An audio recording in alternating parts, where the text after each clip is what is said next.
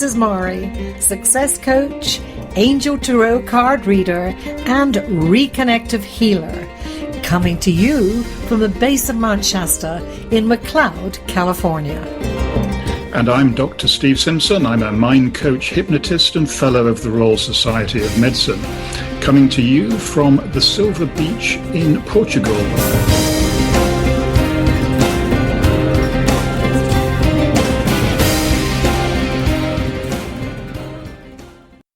Our show today is entitled Luck and is the first in the part of a series all dealing with how we can bring luck into our lives.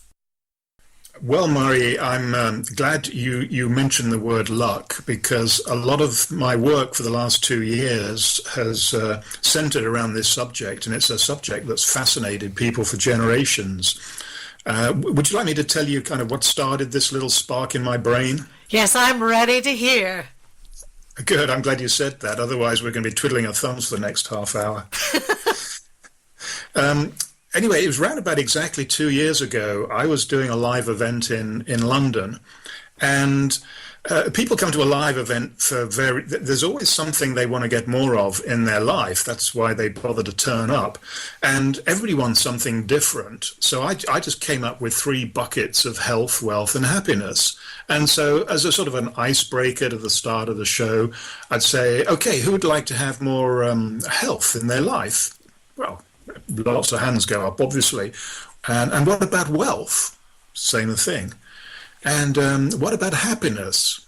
Yeah, lots of hands. And every audience is different. Some prefer happiness, some want wealth. That's just diversity. And I never use a script. And I just had this little thought in my head that as I'd finished that little section, I said, now what about if you could all have more luck in your life? And I suddenly got goosebumps, and I didn't say anything, and nobody else said anything. I saw people leaning forward in their chair, and I just knew there'd been some kind of connection. And I know that people hadn't thought about this, but as soon as they heard this word luck, at a deep level, probably an unconscious reptilian level, they were saying, yes, that's what I want. Now, how about that? I love that. I've been thinking about checking out what does the English dictionary say about luck. And it says the force that causes things, especially good things, to happen to you by chance, and not as a result of your own efforts or abilities. Well, I have a different point of view. I actually threw in the word choice just now, and the dictionary said chance. And there is a slight difference there, don't you agree? Slight difference. I would say there's a stellar difference between the two, and I happen to agree with you. I do not think that luck is random. Can I prove it?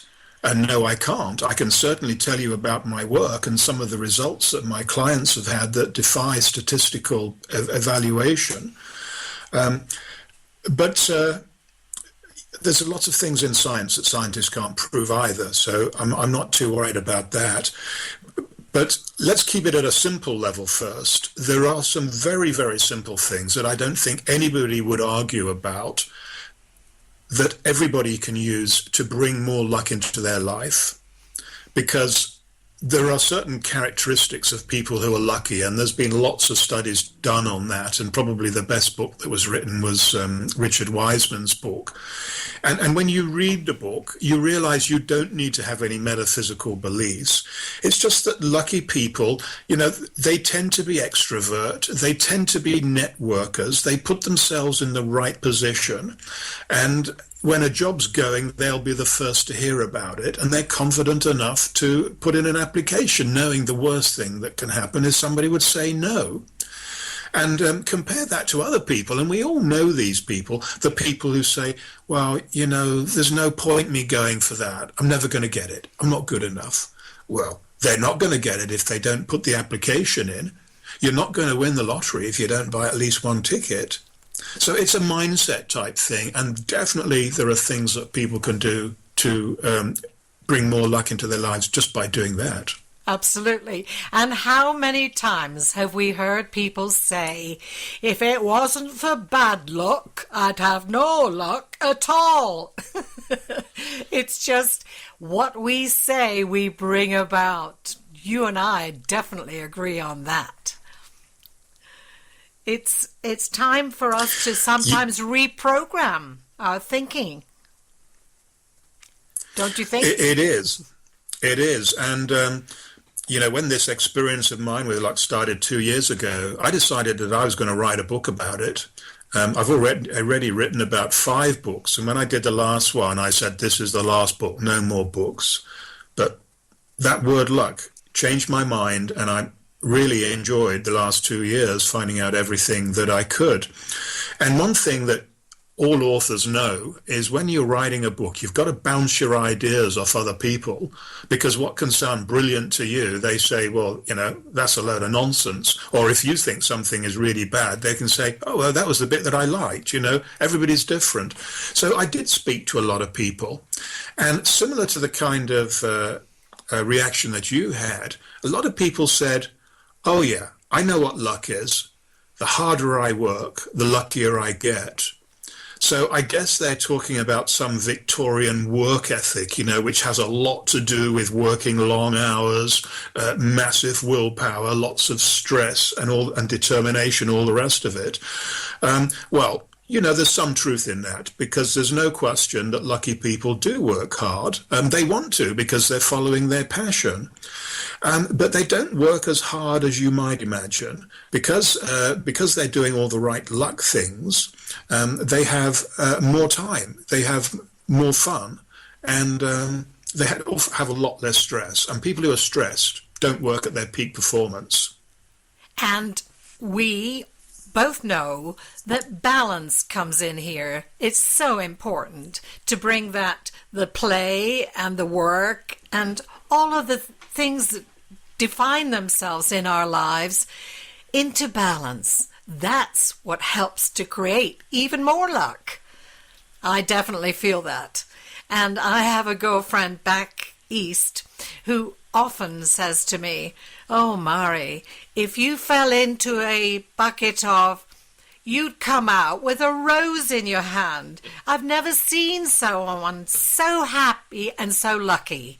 And I said, well, it comes about because I choose it, because I really don't focus on things not happening. I focus on them becoming about. Yeah, and I know that offline I've spoken to you a little bit about my book, and really what my book is, I've identified what I believe to be the 7 secrets that will attract more luck into people's lives. Now, let me say from the outset, I haven't invented any of these. My research meant going back 10 years, 20 years, 200 years, 3,000 years, and getting all the consistent messages that I could and trying to put them in sort of modern thought and modern English and modern science where applicable. That took me on a very interesting journey into quantum theory and string theory and lots of things like that are far too complicated for me to go into now. But going back to your comment, you said, you put your mind on where you think that good luck is going to be. You don't even think about a bad outcome. So the first secret of luck, I put it in a different words. I talk about goals. Goals are really, really important because if you don't know what you want, you can't put your mind, and especially your unconscious mind there. So the chances of you getting it are pretty slight. And it's surprising how many people don't know what they really want. They know what they think they want, but that might be what their parents or their teachers or their friends or somebody else has told them is a good thing for them to do with their life. And we're all victim to this social conditioning. It's mass hypnosis, really. So you do have to take a little step forward and decide, no, what is it that me, what do I really want? And you may have to go and do a lot of beach walks or walks through the forest and deep thought. But as long as you give freedom in your mind for the options to come to you, sooner or later, they will. And what beliefs are governing your wants? In other words, have you got some kind of story going on in your mind when your parents say money doesn't grow on trees, etc.? You want to be thinking about, what are the beliefs that I can actually bring that about? Have I got something that's saying, well, it might be difficult, or all of these different questioning beliefs? How often do we lose what we could gain by a really disappropriate belief? Well, it happens all the time. And as a very famous man from your adopted country now, Henry Ford, he said, if you think you can, you will. If you think you can't, you won't. So, and there are thousands of other people who've said similar things, and yet you just listen to the way people talk. Because in our head, I mean, if there's nobody with us, we've got this silent dialogue in our head. Well, even if people are with us, it's always self-critical. And it's saying stuff like this: I don't know why you're going to bother, you're wasting your time, you'll never get the job, blah, blah, you're not good enough, you'll never amount to 210, all the things that we've heard in the past. But if you start cleaning up that language, then sooner or later, it becomes a permanent change of mindset.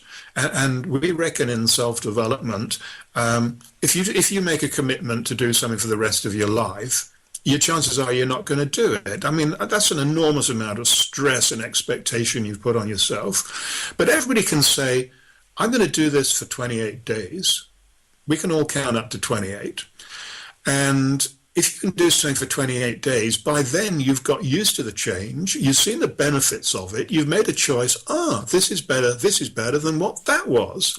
And the chances are that you will do it for the rest of your life, but you'll never need to think about it, because in psychology we call this myelination. Those nerve circuits have grown thick layers of myelin around them, and it becomes pretty much permanent. That's the basis of how we learn everything, actually. It's how we learn to ride a bike. First of all, when our nerves are not connecting and we're thinking too much about it, we keep falling off. But once we're able to let go, we can ride that bike. In fact, when we're adults, I tell you, this isn't one of the 7 secrets, but it easily could be. If we could learn to let go of everything, we'd achieve a lot more. I mean, obviously there are some safety considerations here, but there are some people who don't even care about that, these extreme athletes. So I don't recommend that to anybody, by the way, especially not to you, Mahri. And when you talked about, you're talking about goals, how do you focus in on those goals? It's deep reflection. So it's possible that another person can help you, actually, as long as they give you space, just by asking the right questions, or even you talking to that other person. That can, when you hear it coming out of your own voice, your mind is saying, oh, yeah, that was good. So it has to be some sort of process like that. And if you get stuck, and it's not unusual for people to get stuck, then just think, okay, well, let me write down on a list. I'm not talking about a life goal here. I'm just thinking, what are all the things that I like doing? And when they write it all down, then another little check is, okay, go to your bank account, go to your credit card account, and once you've paid the mortgage and the food, see where all the other money's going, because this is your discretionary money. At a conscious and at a non-conscious level, these are the things that you're choosing to spend your hard-earned money on, and they will give you a few more clues. So then when you look at that list in front of you, there might be one little voice saying, this is impossible to design a job around this. Well, that's a word you have to get rid of. I mentioned language a little earlier. if you could just get rid of one word in your whole vocabulary, get rid of that killer word, impossible. And you don't need to say that everything in the future is definitely going to happen. That might be a bit too much of a stretch. But what you can say, it is possible. Just the words makes a huge shift. It makes a huge shift in the brain chemistry. So there you are, Mahri. I don't know whether I answered your question, but those are a few things that I do, and I do with my clients.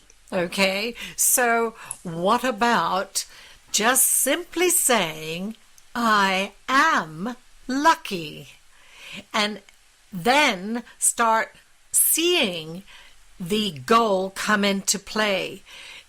Whenever the doubts and those negative beliefs creep in, time to just evaporate them, delete them like they're an old, worn-out program, and then put in what's necessary, because nature abhors a vacuum. Put in the I am lucky, I am fortunate, I can make this come about. That is the forward thinking that will bring it about. And speaking of that, I just feel like I want to share a little poem that I wrote some time ago that's entitled Lucky, or Is It? Sometimes I feel so lucky when I look around. I see some who cannot find it. It's not in the lost and found. What is it, you're asking? I say it's life to me. Yes, life that is worth living, and knowing that I'm free. I think of luck as in a game, and not the game of life. In games, they're winners and they're losers. That luck brings naught but strife. I think that we're all winners if we just choose that end. Just think, do you really want to be better than your friend? If we would only strive to be the best we are, then no one would look down. We'd all be best by far. Wouldn't it be the greatest for all the world to be fortunate, not lucky? Yes, that's the way for me. Just a different point of view. Yeah, but maybe not so different from what we've been discussing. But a beautiful poem. Thanks. I was living in Las Vegas at the time when I wrote that. And that's for another show. Okay. Well, interesting that you should say that, because as you were talking, I was also, apart from listening to you, I was reflecting on what I just said a few minutes ago. And if we have time, I'd just like to share one other thing about goals with you. So let's, for example, going back to your Las Vegas example, and this is actually a true story here. Let's say that you're a professional poker player. Now, Mahri, I don't know whether you are. You've never mentioned it to me. I'd be surprised. But who knows? You might surprise me. So, I mean, if you were a professional poker player, what do you think your life goal might be? To be winning the greatest amount of money or possessions that I could possibly do, and showing others how they could do it. Exactly so. And for our listeners, whatever it is in their life, I would ask them to reflect on what their overarching goal would be. And most people will come up with something like that, because if you're a poker player, you can measure how much money you win in a season and in a lifetime, and your rankings and all that depend on it. But I actually work with some professional poker players, and this all started shortly, almost 2 years ago, after I mentioned luck. So their luck came into my life, and more importantly, it came into their lives, because almost all of my professional poker players have done very well. So one of them, which is what this story is about, he was traveling the world. I was working on the European golf tour as well, so our diaries were not syncing at all. And I made a pretty split-second decision that if I was going to work with this player, I was going to have to fly to Vancouver in about a week's time, get my ticket and all the rest of it. And he agreed. He was going to be there. And we put some time aside, and I worked with him for 3 days. And sure enough, one of the first things I asked him about was his goal. And he said very similar to what you said. He said, well, I want to win more money, and I want to win a major tournament because I've never won a major tournament. And so I said, well, if you're going to have a goal like that, it's not going to take you very far, and it's not going to take me very far. And he started looking around. He was looking for the door. He said, how can I get away from this madman? I could see him thinking it. I said, hold on a moment. Just let me explain. There is nothing, or there's very little that you can do to control whether you win a major tournament or not. But in life, let's focus on what we can control. So he started to get where I was going. And I said, so to him, tell me, what can you control? Give me a few things that you can do that you're in control of that will increase your chances of winning a tournament. And he said, well, he said, as you know, a tournament can go on for a week, 10, 12 hours a day. I guess I could make a commitment to play every hand on its merits, and to maintain my focus and concentration throughout that 10-hour day. Now, that's tough, but I know ways that I could remind myself to do that. And he said, and the other thing, I suppose, is I could appreciate how lucky I am to be traveling the world and doing what I love doing and be happy. And I said, well, those are two pretty powerful things you've just told me. And we spent the rest of those 3 days more or less just developing those ideas. And of course, because I'm telling you a story, the only stories I tell have happy endings. I think it was 2 weeks later that he won his first live major event, over $1 million. And that was incredible. Now, of course, I'm not taking the credit for that. He was the guy who played the hands, not me. But I would like to believe that I had some input, and he certainly does. So there you are. There's a lucky story. I love it.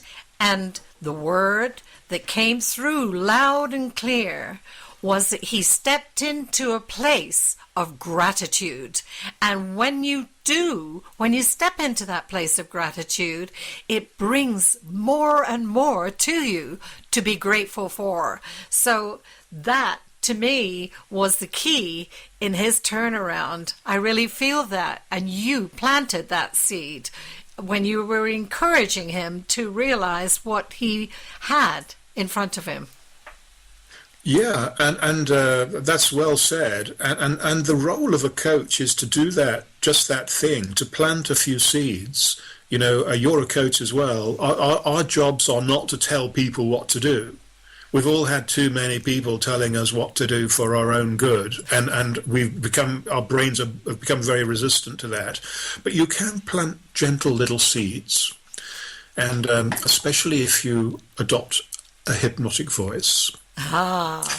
And this is a very, very good place to wind up this show, however, with a promise of what will the next show be focusing on, because I know that the next key to luck is, come on, you tell me. Okay, well, I'm going to try a little joke here. It may fall flat. My jokes often do. I think the next program should be confidence. The topic should be confidence, but I'm not sure I'm right about that. That's it. That's sheer confidence. I think that's brilliant. And yes, let's leave it here on an up note. Luck is what it's all about, and confidence is what we're going to be about next time around.